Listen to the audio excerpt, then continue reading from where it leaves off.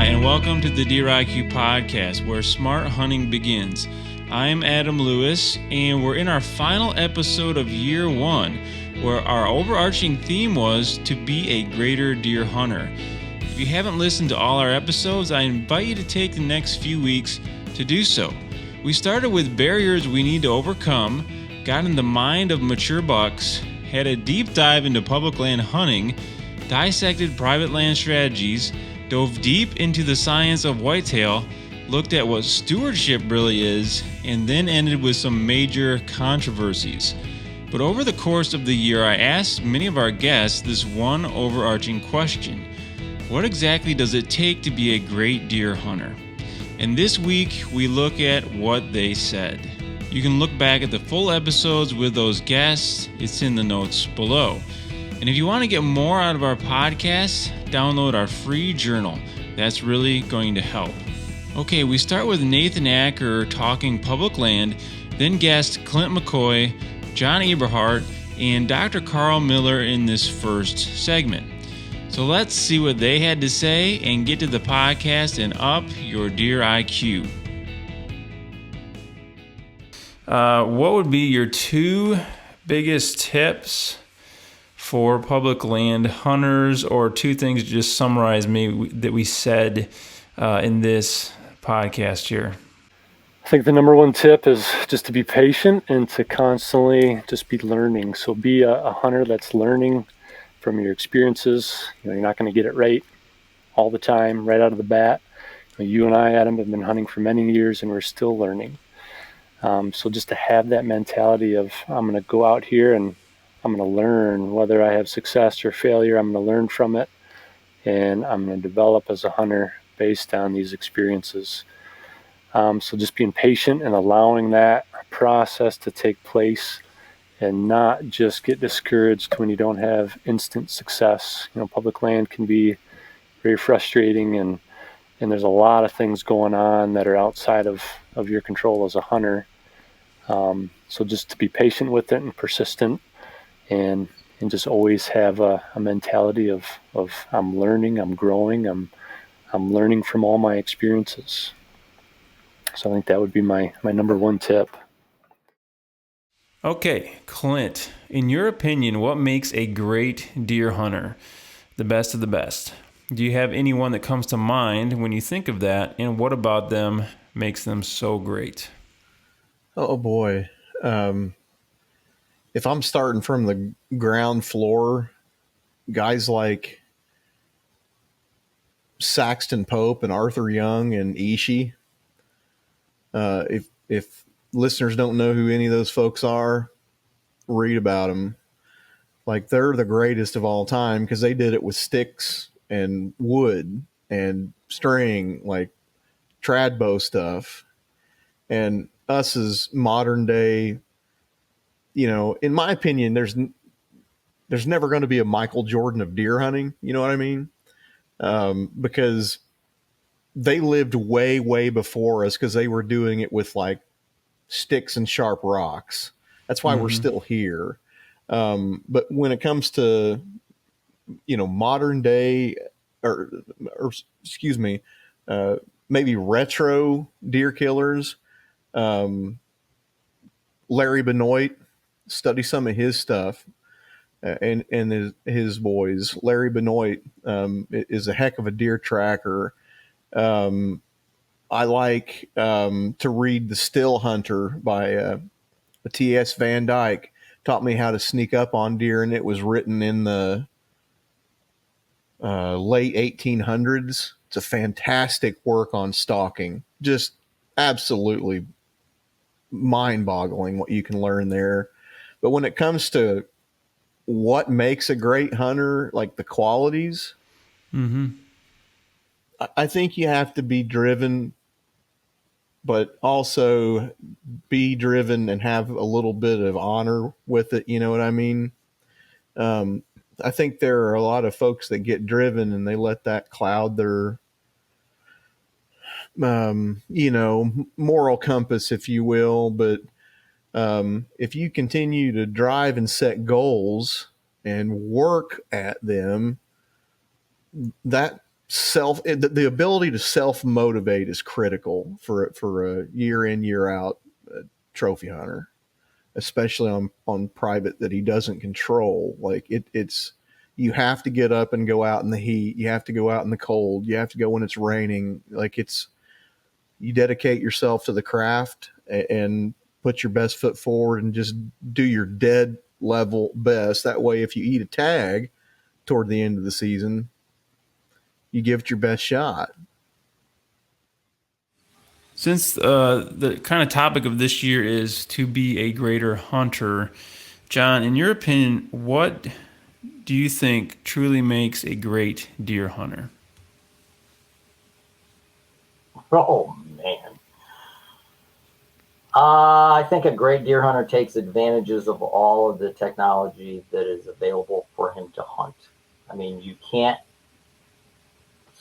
there's no way of saying the greatest deer hunter. You know, TV guys think they're great deer hunters. I put them at 50. I put them at the 50% level of most average hunters because of where they hunt. 50% of the deer hunters, in my opinion, bow hunters, could go on the properties the TV guys hunt and kill the same deer. I just don't think they're that good hunters. But what makes a good hunter is, like, you know, to me, taking advantage of scent control technology, taking advantage of a saddle that gives you huge advantages over hunting in conventional tree stands. Being open-minded, not being stagnant-minded where you won't, and that goes with the saddle and the scent lock, actually. You know, if you're stagnant and you're stubborn and you're not going to try anything new, right, you're not going to improve.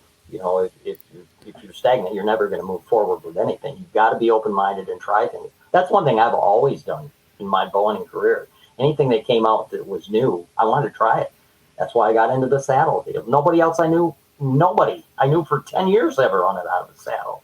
You know, even after I started using it, other than my kids, because I got them one. Mm-hmm. And scent lock, nobody was using scent lock when I started using it. And it took me 2 years to learn how to use it properly and how to care for it properly.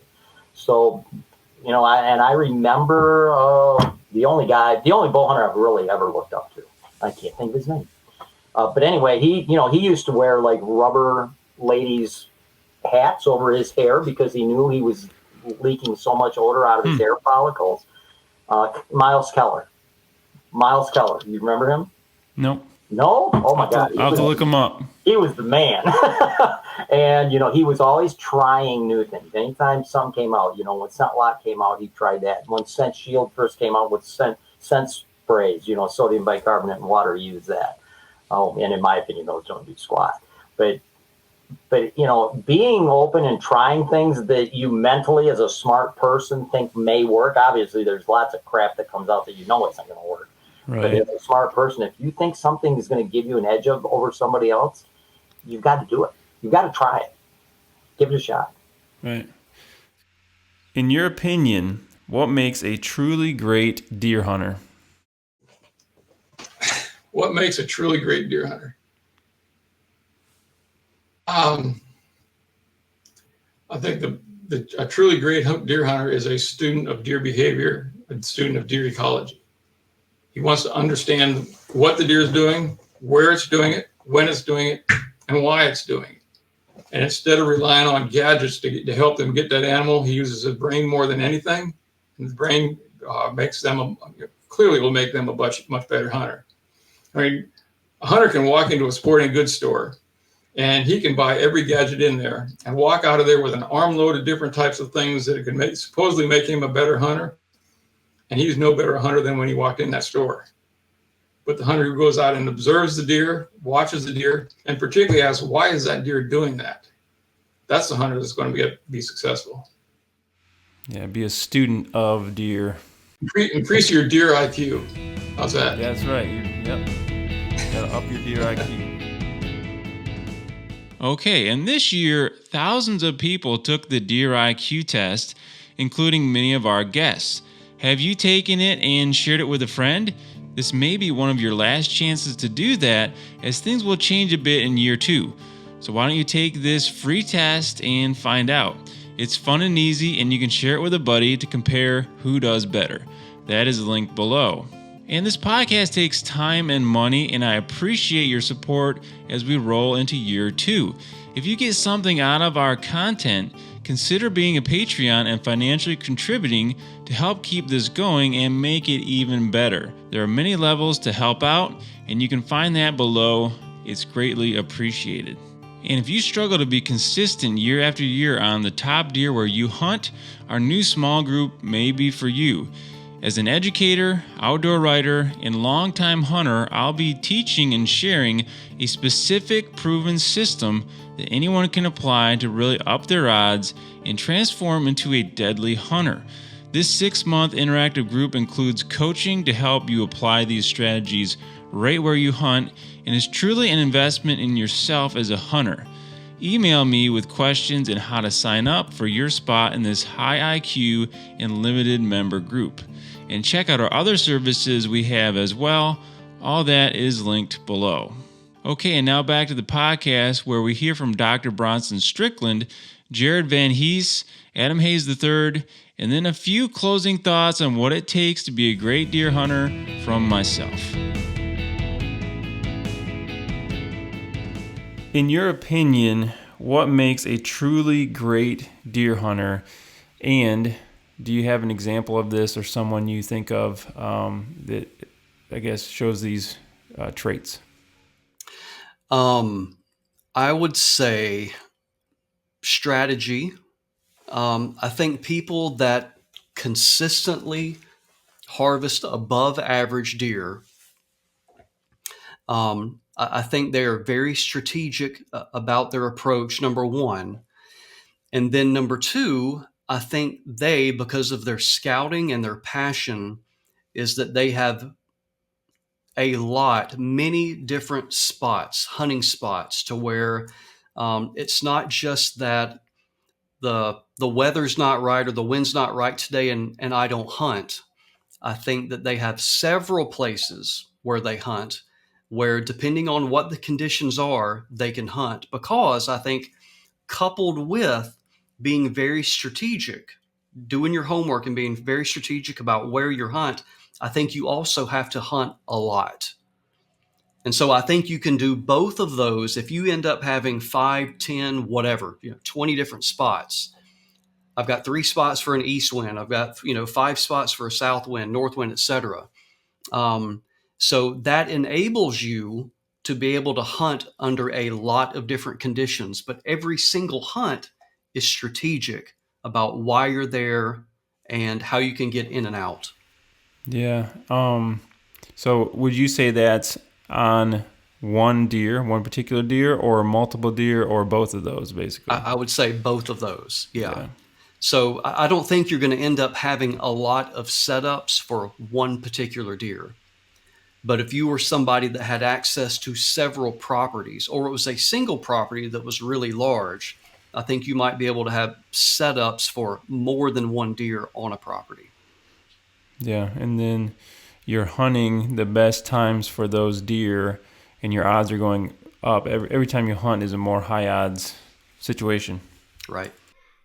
Okay, Jared, question number 1. In your opinion, what makes a great deer hunter? Like the best of the best. And do you have anyone that comes to mind when you think of a great hunter, and what makes them so great? Yeah, I think consistency, that's not a word. Consistency in harvesting your target buck, whether that's on your private land, whether you go out of state, whether it's on some public land somewhere, being able to continuously go into a place, use your woodsmanship skills, and take a buck of a higher age class. To me, it's pretty challenging and pretty great when people can do that. Somebody that comes to mind, a couple guys. One of them would be Andy May. He's been popular lately in all the podcasting world. He does a great job at that. He's from Michigan. Another one would be John Eberhart. He's, proof is in the pudding with him as well. And I think that these guys can usually go into a place and read the place and figure it out and end up walking out of there dragging a deer. So those are kind of my 2 answers on that. And they're both from Michigan. Both from Michigan. Yep. Adam, in your opinion, what makes a truly great deer hunter? And when you think of that, does anyone come to mind in particular? And if so, what about them makes them so great? I've met a lot of really good hunters over the years, and I really think, all the guys that I've run into that kill big deer consistently, they've developed a system, that has worked for them, and they've developed it through trial and error and honed it to where it's really, like I say, it's a system that works for them in their area for killing big deer. And, I did a seminar in Indiana this year, and I met Bobby Worthington for the first time, read all of his stuff. And, a lot of guys consider him to be one of, if not the best whitetail hunters in the country. It was really interesting to me that, Bobby, what he does is so polar opposite of what I do. Couldn't be any different, but yet he kills giant deer consistently. And, a big thing about guys like that is not only they develop a system, but they never stop learning. You can never stop learning.